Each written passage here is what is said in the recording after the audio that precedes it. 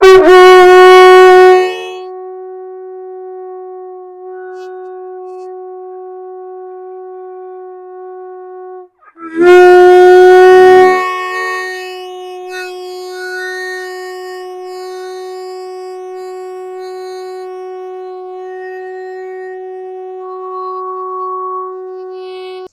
माता की। आप सबका स्वागत है हमारे चैनल पर। मैं रीना बिस्ट। आज हम बात करने जा रहे हैं माँ कालरात्रि, 7वां दिन माँ का कैसा रहेगा और क्या है इसमें भोग रंग और शत्रु का भय को कैसे हटाए, इन सब की जानकारी हमें देंगे पंडित सुनील भारद्वाज जी। जय जय माता माता की। तो सबसे पहले हम जानना चाहेंगे माँ के स्वरूप के बारे में। कालरात्रि का स्वरूप बहुत भयावह है। ये स्वरूप सिर्फ भक्तों के लिए तो बहुत अच्छा है, दुष्टों के लिए, आतताइयों के लिए, पापियों के लिए, उनके लिए ये रूप माँ ने रखा ही डराने के लिए, उनको भयभीत करने के लिए रखा है। कालरात्रि, माँ काली। कालरात्रि इनकी पूजा रात को की जाती है। इनका स्वरूप ऐसा है कि स्वरूप के बारे में अगर सुने, गर्दभ पर सवार हैं, बाल हैं इनके बिखरे हुए, बाल बिखरे हैं, गर्दभ पर सवार हैं, 3 नेत्र हैं, नासिकाओं से ज्वाला निकल रही है और गले में इनके एक विद्युत का कांटा है। जैसे वो कांटे होते हैं ना, तार होती है कांटे वाली, एक वो चमकने वाला बहुत भयावह कांटा है, भयावह है ये रूप। 4 भुजाएं और सीधा हाथ अभय मुद्रा में है। आपको वरदान भी दे रही है। नीचा हाथ, दूसरा हाथ नीचे है इनका, और उल्टे हाथ में, सीधे हाथ में नहीं है, उल्टे हाथ में, ऊपर वाले हाथ में खड़क है, उस पर रक्त लगा हुआ है। कहते हैं ना, ये तो मेरे दाएं नहीं बाएं हाथ का काम है। ये व्यक्ति रोजमर्रा में ही बोल देता है तो मेरे दाएं नहीं बाएं हाथ का काम है। तो माँ ने उल्टे बड़े सरलता से इस हाथ में कांटा लिया है, जो खड़क लिया, खड़क है, और दूसरे हाथ में एक कांटा है, एक शस्त्र है कांटा। वो जैसे इंद्र का अस्त्र होता है ना, जो दधीची का अस्त्र था, उस तरीके का पंजर जैसा वो कांटा, बहुत भयावह कांटा है। और माँ का जो रूप है वो देखने से कोई भी व्यक्ति जो एक संकट में है, कष्ट में है, या किसी दुविधा में है, कोई मुश्किल में है, कोई रोगी है, कोई असाध्य रोग से पीड़ित है, कोई बंधन में आ गया है, और वो व्यक्ति शरीफ है, यानी कि कहने का मतलब है कि वो व्यक्ति बिल्कुल न्याय का है, देवता, अज्ञानी है, तो उसके लिए तो एक रूप माँ का अच्छा है, उसको तो डर नहीं लगेगा। अन्यथा ये स्वरूप सबके लिए भयावह है। ये माँ का भयावह स्वरूप है। इस काल रात्रि है, इनकी रात्रि में और शक्ति बढ़ती है, ये वो काल रात्रि। तो इनकी कथा के बारे में आप जरा बताइए। जब सृष्टि में पूजा पाठ, यज्ञ, हवन, धार्मिक कृत्य कार्य, ये आयोजन बंद हो जाते हैं, जब बंद हो जाते हैं, कभी कभी ऐसा काफ़ी समय बाद आता है, तो अलग अलग युग में भी आए, जैसे भगवान भी आए, तो और जब कोई ऐसे राक्षस या असुर इतने तप करने के बाद, कभी ब्रह्मा जी से ले लिया, कभी शंकर जी से, कभी विष्णु जी से कोई वरदान ले लेते हैं कि हमें मार ही ना सके, आप तो मार ही ना सको। बहुत सारी देवी भागवत में बहुत कथा है, जैसे हगरीब की कथा है, महिषासुर की है, तो वो वरदान ले लेते हैं। हगरीब ने तो ले लिया था कि मुझे मेरी शक्ल का कोई मार सके। तो ऐसे वरदान जब ले लेते हैं ये असुर, तो वो आताताई हो जाते हैं, तो वो पूजा यज्ञ अनुष्ठान बंद कर देते हैं। तब माँ ने क्रोधित होकर उस अवस्था में आकर जब देखा कि अब त्राहिमाम है, तब ये रूप भयावह लिया, और इस रूप का फिर देवी भागवत में विस्तार रूप से वर्णन है। इसकी उपासना, इनकी आराधना, इनकी करने से फिर माँ ने उनका संहार किया। फिर जब काटना शुरू करती हैं, वो दुर्गा सप्तशती में पढ़ते हैं आप, चंडमुंडाए, असलोमक, बहुत बहुत बड़े राक्षस थे वहाँ, वो बहुत बहुत उन्होंने तपस्या की। वो राक्षस बहुत तपस्या करते थे। जो असुर थे वो इतनी घोर तपस्या करते थे कि वो देवता को बाध्य कर देते थे। आज के लोग तपस्या नहीं करना जानते, आज के लोग तो तप ही नहीं करना, उन्हें फुर्सत ही नहीं है। वो तो सोचते हैं हम बहुत निपुण हैं कार्य में। तो इनकी तपस्या से उन लोगों को बल नहीं मिलता था, उनको बल्कि बल छीन लेती। तब माँ ने ये रूप रख के उनका संहार किया, और जब अपनी जनता को, अपने भक्तों को उस आताताइयों से मुक्त किया। जैसे भी आपने बताया कि तपस्या, तो जैसे अगर कोई इस दिन तपस्या करते हैं तो कौन से चक्र पे तपस्या करनी चाहिए? अब यहाँ खुल गया आपका। हम्म, आप शैलपुत्री वाले दिन मूलाधार से प्रारंभ किया, और उसके बाद आज आप सहस्त्र चक्र में पहुंच गए। अब यहाँ पे आपकी नांद खुल गई, अब आप भ्रमलीन हो गए, अब आप भ्रमलीन हैं। अब आपके पास सिर्फ अपने ईष्ट के अलावा कुछ नहीं दिखता। अब आप मोह, माया, काम, क्रोध, लोभ, इनसे बहुत ऊपर उठ गए। अब आपको किसी चीज की आवश्यकता नहीं है। अब आपका मन जो है वो सिर्फ अपने ईष्ट में है, अपनी आत्मा को यहाँ पर पहचानता है व्यक्ति। क्यों है मेरा शरीर? देखो, ये शरीर रूपी जो रथ है, 5 ज्ञानेंद्रियां, 5 कर्मेंद्रियां और एक मन। ये जो मन इधर उधर भागता रहता है ना, मन ही चंचल महाभावो, ये मन ही भागता रहता है। उसमें जो सहस्त्र है, वहाँ आपको, जिसको छोटा मगज भी बोलते हैं, नहीं हम मत मारो जो छोटा मगज, वो सहस्त्र आपका जहाँ चोटी के बीच में ऊपर, ये आपका खुल चुका है। अब आप सहस्त्र तब खुल जाएगा जब आप ज्ञान हो जाएगा। अब यहाँ पे लौकिक अलौकिक सब शक्तियाँ, जब आप पूरी पढ़ाई पढ़ लोगे तो आप निपुण हो गए, उस पद के अधिकारी हो गए।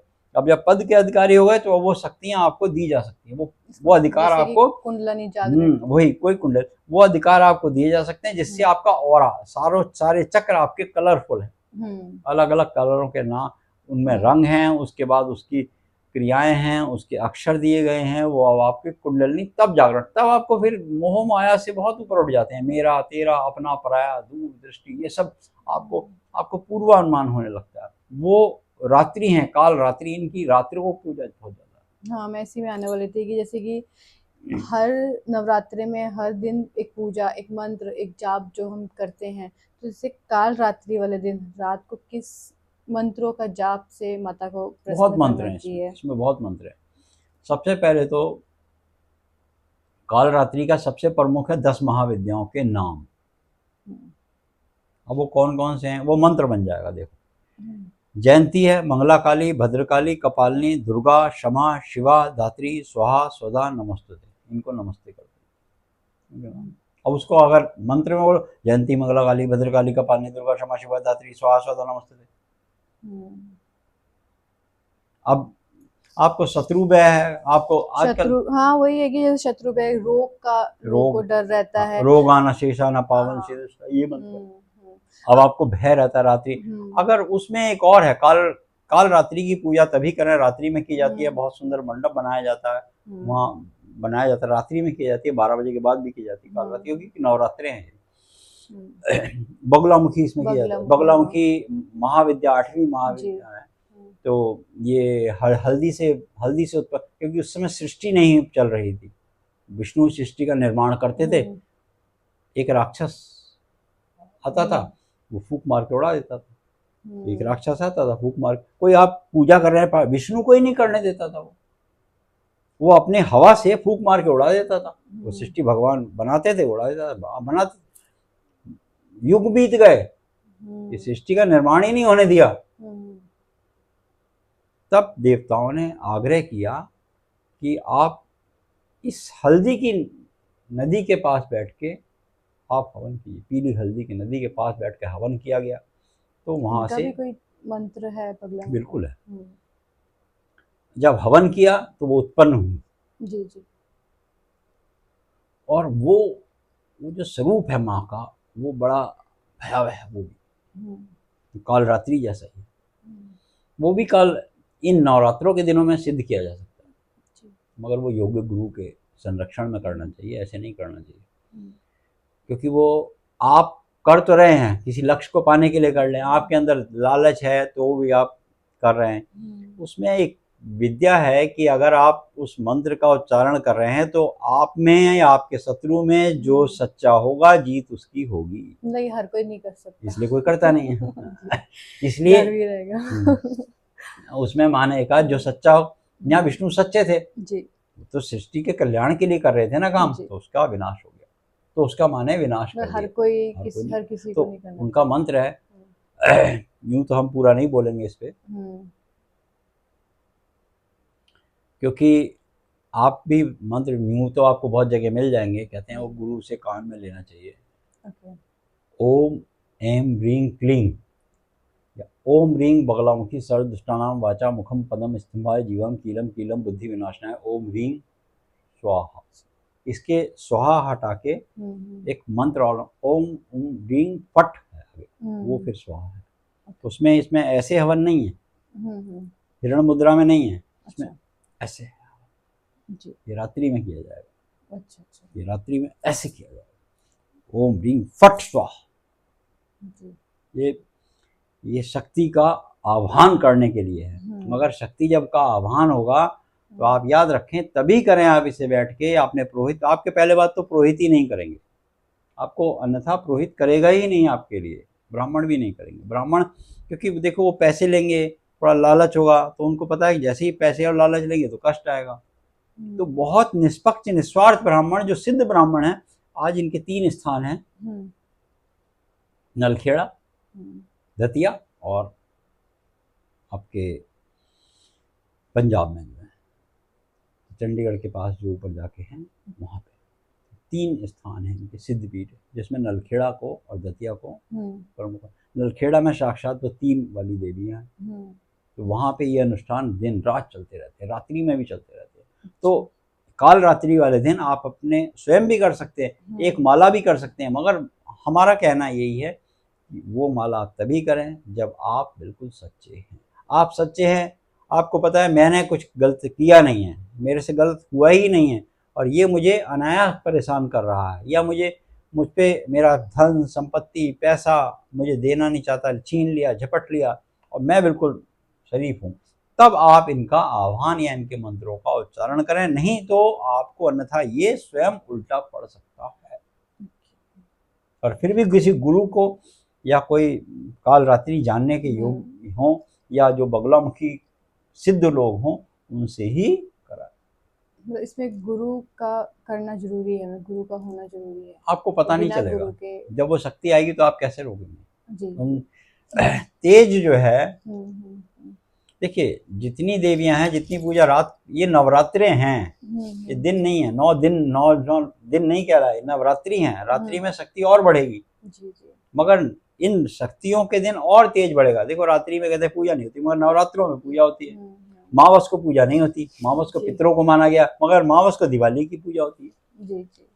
ये है ना आपकी बात। तो इसीलिए वो योग्य तिथि वार निकलवाएं अपने कुंडली के हिसाब से। आपका चंद्रमा शुभ का हो, आपके सभी ग्रह शुभ हों, और उसके बाद वो कुंडली बनती है। कुंडली बनने के बाद उनकी उस घड़ी काल में वो प्रारंभ किया जाता है, और जिस लक्ष्य को पाने के लिए गया जाता है निश्चित रूप से व्यक्ति को मिलता है, मगर व्यक्ति सच्चा होना चाहिए। व्यक्ति के अंदर लोभ लालच नहीं होना चाहिए। अब कोई भी लोभ लालच के बिना तो बात बनती नहीं है। शास्त्रों ने तो दिया है, यही तो हमारा विधान है कि हमने शास्त्रों की तो मानी है, मगर शास्त्रों को तो माना है, शास्त्रों की नहीं मानी है हमने। देवी भागवत में जो लिखा है कि शास्त्रों को तो मान, देवी है तो माना हमने, देवी भागवत है बहुत अच्छा है, विष्णु पुराण है, देवी भागवत है, हमारे 18 शास्त्र कहे गए, 4 वेद 6 पुराण 18 शास्त्र हमारे हैं, मगर हमने उनको माना है, मगर उनमें क्या लिखा उनकी नहीं बात हमने मानी। ये है जी। बहुत अच्छे से आपने एक्सप्लेन किया माता रानी का। अब जैसे उनका भोग और रंग बता दीजिए। देखो नैवेद्य का और गुलाबी रंग के आसन पर बैठे नैवेद्य नारियल का भोग दें माँ को। शोक और संकट से दूर हो करती है ये देवी। शोक हो आपको, संकट हो, संकट में बाधा आ जाए, ओम ऐं ह्रीं क्लीं चामुंडाय विच, ओम ऐं ह्रीं क्लीं चामुंडाय विच नमः, ओम ऐं ह्रीं क्लीं चामुंडाय विच। चामुंडा मुंडमाला, ये मुंडमाला जी जी आज हमने भी धारण करी। तो मुंडमाला है, ओम ऐं ह्रीं चामुंडा विच।